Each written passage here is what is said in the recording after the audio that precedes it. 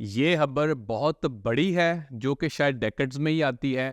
ये employer nominated visa या जिसको वर्क वीज़ा भी कहा जाता है, सब क्लास 482, सब क्लास 457 और सब क्लास 494 के हवाले से है। डिपार्टमेंट ऑफ होम अफेयर्स एक चेंज लाने जा रहा है जो कि 3 कंडीशंस के ऊपर है। एक कंडीशन 8107, कंडीशन 8607 और कंडीशन 1608। ये कंडीशंस क्या कहती है, इसका ओवरव्यू ये है कि आप उसी एम्प्लॉयर के पास काम कर सकते हो जिसने आपको नॉमिनेट किया था। आपको अपने नॉमिनेटेड एम्प्लॉयर के साथ ही काम करना है। अगर आपका काम सीज हो जाता है तो आपके पास कम टाइम होता था एम्प्लॉयर बदलने के लिए और उस दौरान आप काम नहीं कर सकते थे।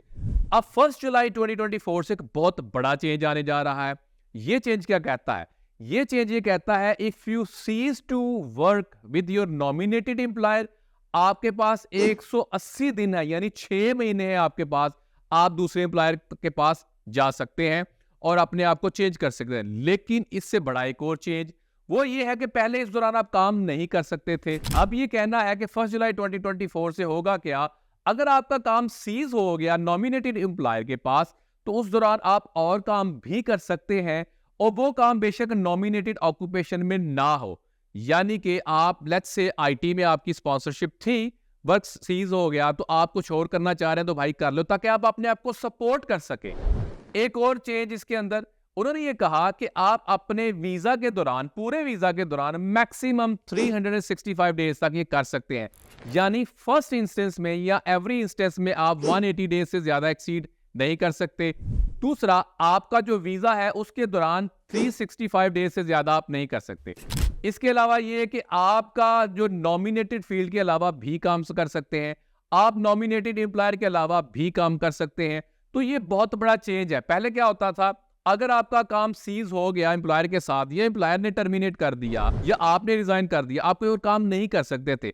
लेकिन एक बड़ी बारीक सी बात है, वो ये कि जब आप नॉमिनेटेड फील्ड में नॉमिनेटेड एम्प्लॉयर के साथ काम कर सकते हैं तो उस दौरान आप कोई और काम नहीं कर सकते। लोग अक्सर पूछते हैं कि यार मेरे पास 482 है, 494 है, ये 457 है, क्या मैं उबर चला लूं? नहीं भाई, आप नहीं कर सकते। हाँ, सिर्फ एक सूरत में, वो भी 1 जुलाई से जो चेंज आने जा रहा है उसमें आपको एग्जेम्पशन मिलती है। अगर काम सीज हो गया नॉमिनेटेड एम्प्लॉयर के साथ या नॉमिनेटेड ऑक्यूपेशन में तो ही आप कोई और काम कर सकते हैं और इसको बड़े ध्यान से लेके चलना है। ये बहुत बड़ा रिलीफ है उन लोगों के लिए जो बेचारे कभी कभी फंस जाते थे।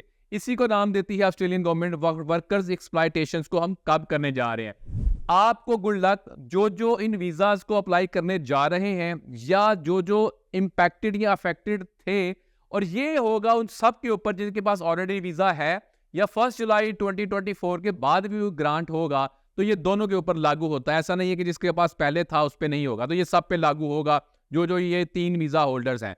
Follow for more. Thank you.